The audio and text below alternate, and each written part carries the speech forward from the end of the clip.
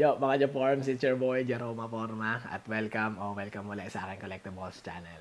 Okay, sa second figure natin for this back-to-back series na naman, no, none other than Mayfex number 209 na, Aquaman, ng naka Zack Snyder version, yung Justice League ni Zack Snyder, no. So, sa mga Mayfex fans naman, alam nyo na parang third na nga ba to or fourth, third lang kasi first version ng ZS, first figure para sa ZS JL version ay si Superman, which yun meron tayo at ikukumpara natin yan mamaya as para sa height comparison.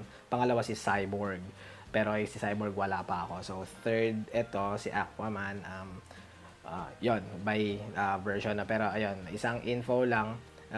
Medyo nagtitipid din ako, hindi ko sana prayo to pero nakalimutan ko or bakit ko to pin-reorder sa Hobby Search. So wala kasing cancelan doon maliban magpapasadya ka sa customer service nila, and parang pag nagpa-cancel ka, one strike na rin ata yon out of 2. Pag nakapagpa 2 cancellations ka na, parang pwede ka nang i-ban. So, ayaw muna natin ng ganong hassle. Tinuloy ko na, no, nagtitipid. Pero ayun, naging kasabay siya nung release nung magiging third figure natin, which is si Batman na naka Night Crusader under yung Nightmare. Hindi ko rin kasi, hindi ako masyadong fan nung under that series, no. So nabasag pa nga yun, dapat ang katandem ng si Bane, but next month pa siya lalabas ng July na. Actually June ko na kasi ito nire-record, no.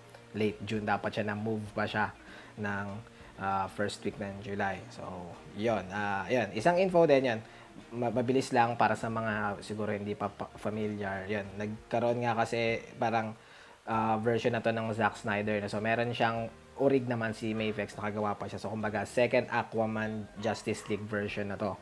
Yung first hindi na ako nakakuha, meron lang din tayo, is i-compare nga natin mamaya yung at least yung big 3. Actually hindi nga big 3 kasi meron lang talaga ako Batman na yung both Justice League version, no. Ikumpara lang natin mamaya yung naka default na black suit, pero meron din ako na tactical suit, tapos Superman din, yung bali yung red and blue pa. Meron din tayo na i-compare natin mamaya. Wonder Woman, maghahanap na lang ako na, pero gusto ko pa rin makakuha at least ng Wonder Woman. Pero yung Aquaman na Justice League na version 1, Flash and Cyborg, hindi ko nahabulin yun. Dito na lang sa re-release. Kasi right now din naman na si Flash up for pre-order na. Ang natitira na lang para sa ZSJL version ay si Wonder Woman. I think ilalabas pa rin naman ata nila yon, pero yung info nga dun sa last year's exhibit, wala si Wonder Woman.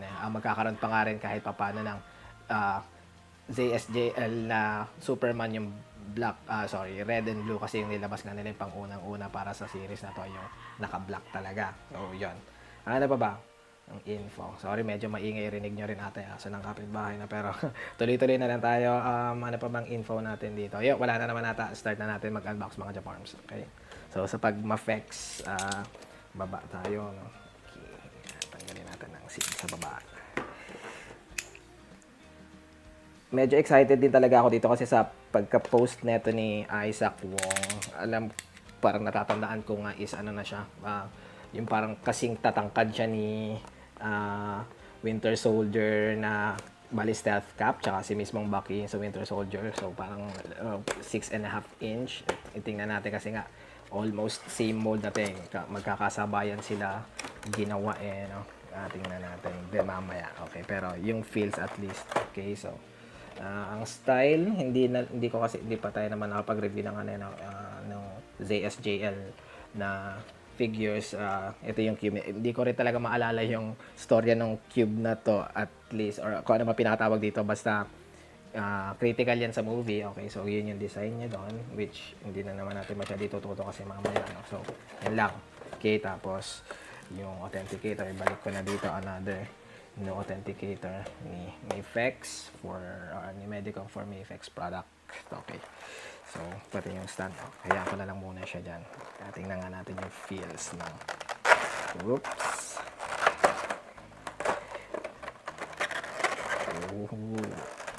Actually mga Japorns, pag nasa box pa lang talaga siya, alam mo parang kalakihan din talaga. So pakiramdaman na lang natin ngayon. Hawa ko na siya sa buhok. Si Jason. Tingnan natin. Okay, tingnan natin kung sturdy. Nakikita niya naman ang matibay talaga rin. I mean, sturdy, solid. Okay. May pakiramdam.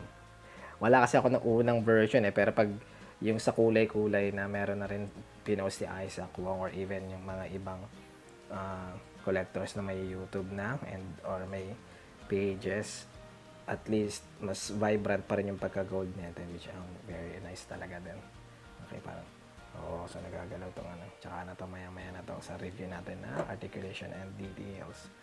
Pero overall, solid din nga talaga. And mukhang matangkad nga talaga. Matangkad pa. Feeling ko talaga nasa 6.5 inch din ito. Okay, so sige, itutok na natin yung clamshell mga Japarms.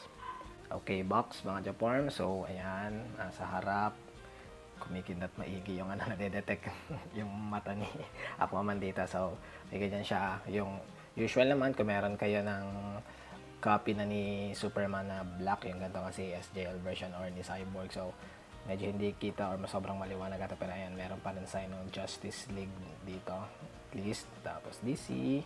Okay, so yan yung harap, Aquaman, Zack Snyder, Justice League version, FX 209, Medicop. Tapos yan yung style nung yung Cube. Nakalimutan ko, hindi ko pa nalalabas si Soup, pero mukhang ganyan din naman yung style niya, yung kay Superman, I mean. Okay, taas. Okay, so Momoa. Then right na vertical arc. Okay, sa left yung naka-horizontal. Okay, baba, ganoon din naman, mabilis na to. Ito na yung likod. Sa likod nandito may kulay. Masyadong naiilawan ng ano natin, pero at least ayan, hawakan ko na lang, support ko na lang. Ganyan siya. Okay, yung clamshell naman tayo. Okay, so ayan siya mga Japarms sa nakaharap. Okay, so isang set lang, hindi katulad ni Batman na may extra clamshell sa baba. Okay, tapos hindi pa rin muna natin tinanggal yung tape ng stand. So ganyan ang mismong figure. Tapos yung trident niya or fork, ano ba to? 5 kasi, no? So I don't know yan yung tawag. 5 tools siya.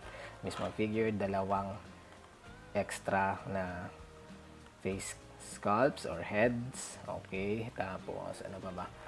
1, 2, 3, 4. 4 na extra pairs ng kamay. Then yung cube. Okay, so ganyan siya pag ano ba yung ginawa na kanina? Try nyo na lang ibalik yung from umpisa. Then wala na yun, stand na lang. So yung stand na sa mismong likod niya. Okay, so I think pag ganito dapat yung dikit niya na, or pag ganito. Hindi, pag ganito yun. Okay, so nakaganyan siya. Okay, mismong figure na tayo.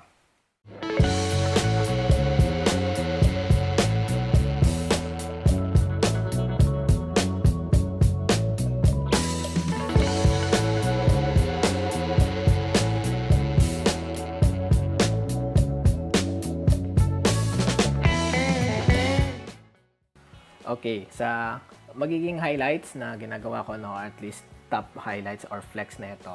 Actually, isa lang, pero kumbaga yung second na highlight is sa point of articulation na lang, which is negative. Okay. Sa first, syempre, ano na lang yung overall sculpting niya. Parang ito na lang yung may flex na ito, kasi although, napakaganda pa rin naman yan. Pag nakita niyo naman, lalo na kasi syempre yung scale na details, yan yung ma-appreciate mo na lang din dito. Tapos, yung sa buhok na parang pagdating dito ay mas light gold yung ginawa nila. Okay, tapos ayan, so yung kamay, di ba? I mean, yung sa may bandang braso or wrist, tas ganyan siya din. Yung belt, though dikit siya, yung pinaka-belt isang piece lang naman ng mismong etong pelvis part niya. Pero embossed to. Ewan ko lang kung paano nila like ngayon, dikit ba talaga to o different or ba't isa, pero ayan, at least embossed tong baliktad na parang letter V. Okay, same din sa likod.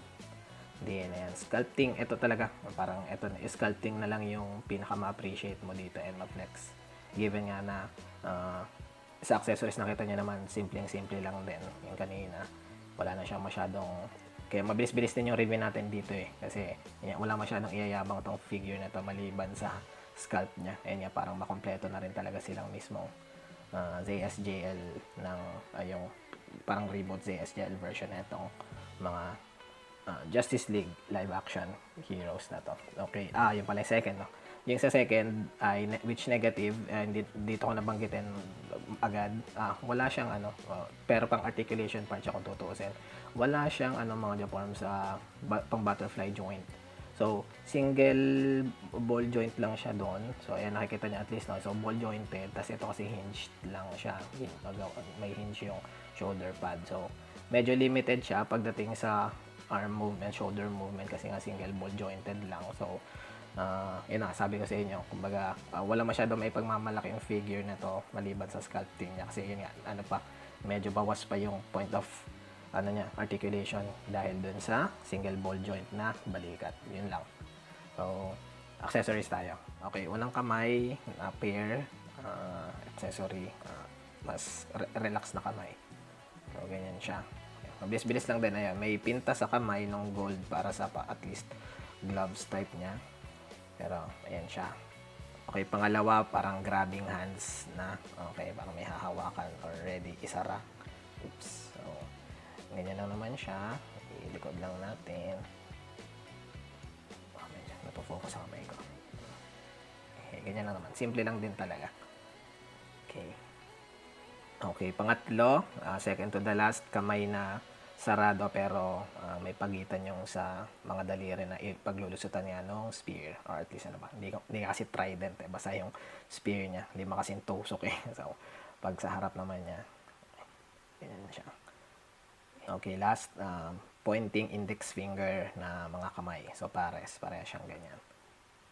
Okay, identical piece pa rin naman. Hindi magkaiba yung style. Oops, sorry.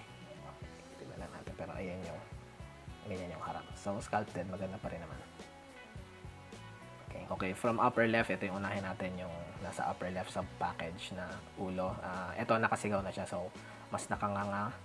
Pero galit din. Although yung susunod natin kasi medyo, kumbaga, salubong na rin yung kilay and medyo squint na siya, pero ganyan din. Siguro iano na lang natin yung buhok din. Solid talaga yung buhok, although malambot-lambot pa rin naman. Yun nga, pag sa mga ganito, alam niyo na naman yung drill, no? Affected na yung articulation ng pagtingala, which mamaya madadaanan nga naman natin. Pero ito at least malambot-lambot kasi hiwa-hiwalay pa kahit paano yung strand niya dito. Yan, 4 na piraso siya. Okay, pero mas idetalyado na lang natin na at least daanan natin ng yung pag sa articulation na mamaya. So, ganyan siya.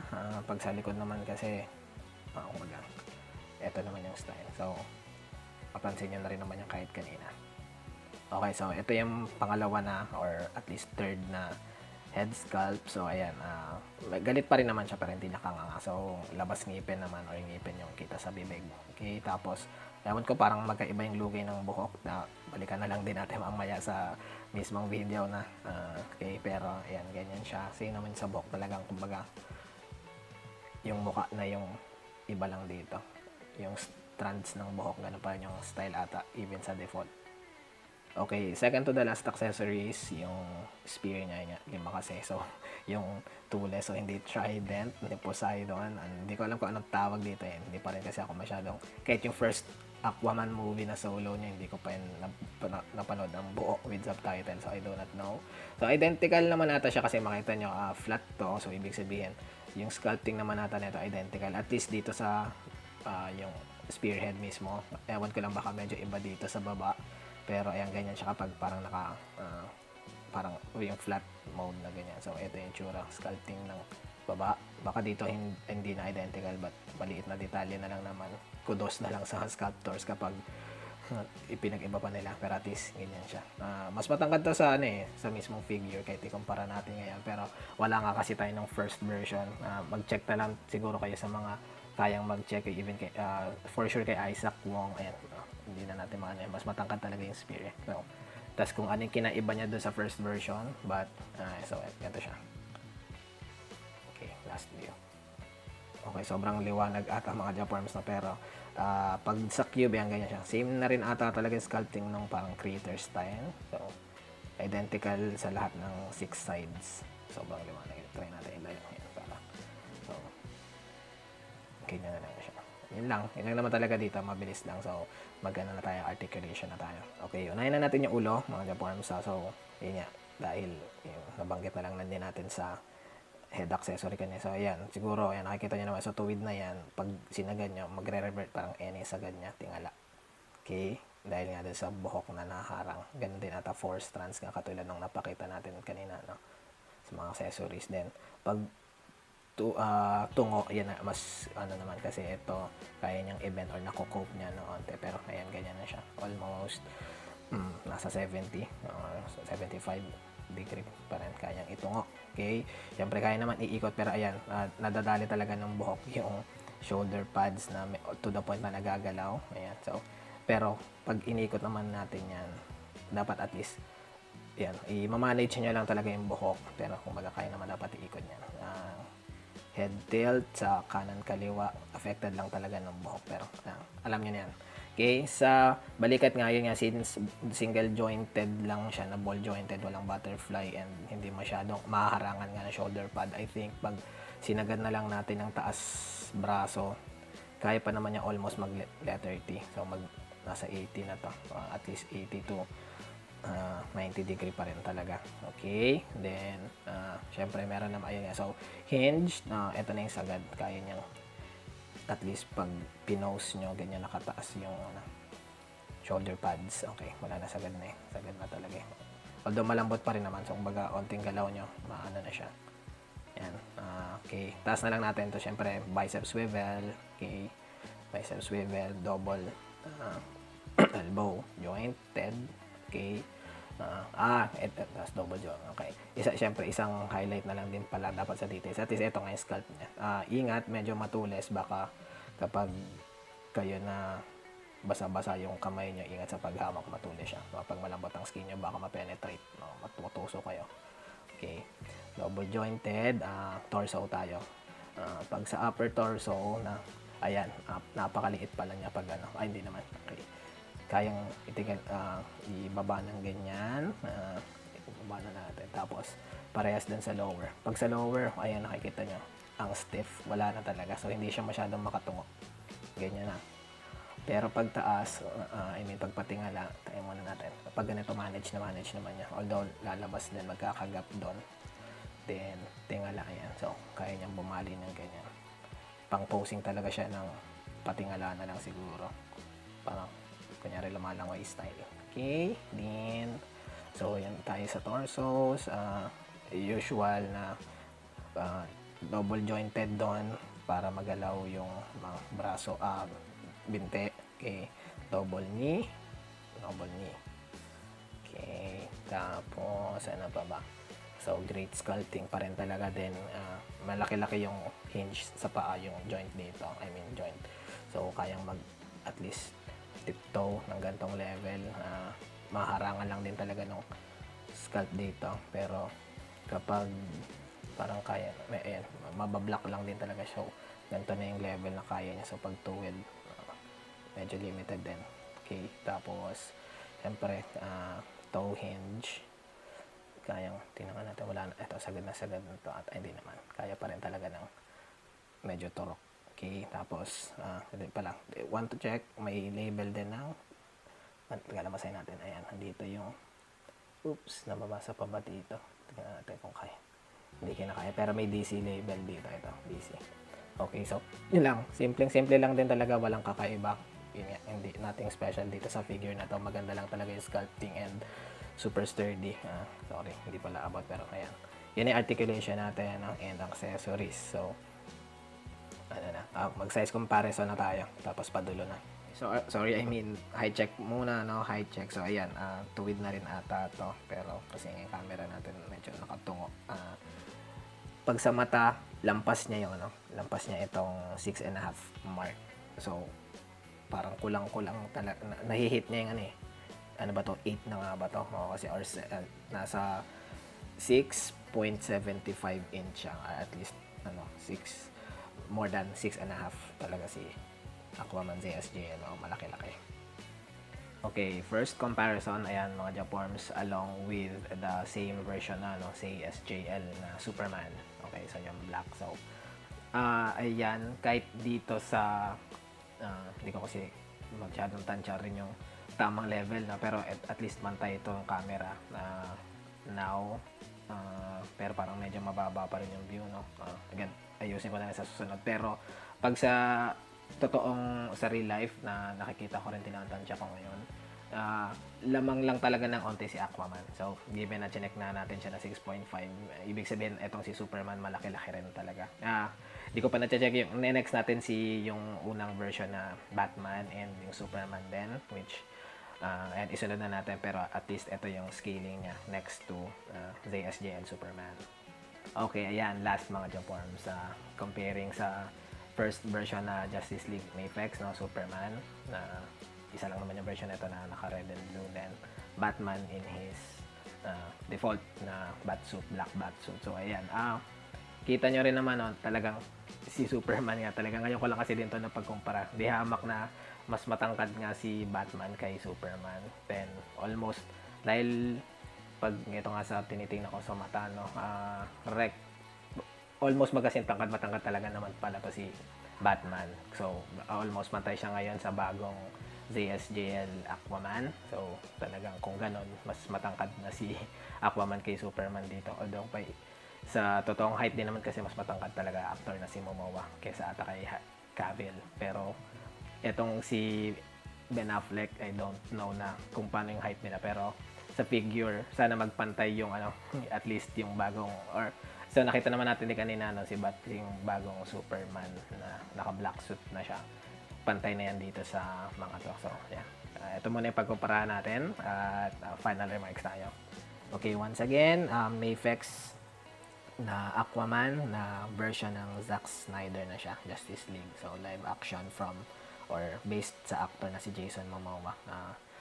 Gandang sculpting, lalo kahit yung mukha, kuhang-kuha na. But, yun nga, hindi kasi din natin alam yung, wala nga din tayo ng first version. So, yung balikat lang yung medyo hindi maganda sa articulation and yung upper torso, kahit yung kumbaga yung patungo na nakita natin kanina, no? So, yon overall remarks natin dito. Dahil yung wala rin tayo masyadong masabi na nga sa accessories, no, simple lang din. Kaya with that, hindi tayo tipid sa ratings, alam niyo mga Japan sa mga previous reviews natin, but for this gusto rin natin maging totoo, so at least masabi ko to just 7 out of 10 na maganda lang talaga pang kumpleto, pero the figure itself nothing bongga maganda lang talaga yung sculpting niya, pero pag overall na action figures, alam niyo naman, hanap natin lang yan na articulation and mas madaming accessories nga sana for photog, pero yan, so eto lang yung rating natin. Okay, and close na rin natin dito, yun, mabilis nga lang talaga.